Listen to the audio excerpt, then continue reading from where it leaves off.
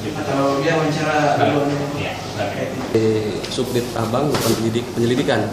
Nah, itu kita coba untuk memesan yang bersangkutan tersangka, dan dia bisa keluarkan dalam waktu berapa?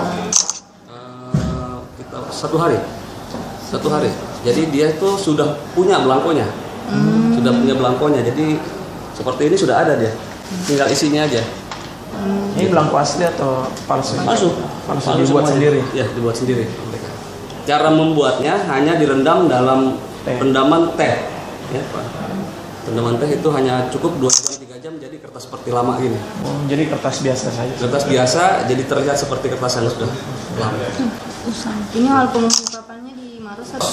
Kemudian kita kembangkan di Makassar, yang kita bisa memenuhi unsur dari kelompok Makassar.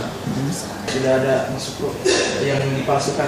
Ada beberapa daerah yang sudah kita indikasi ada pemalsunya.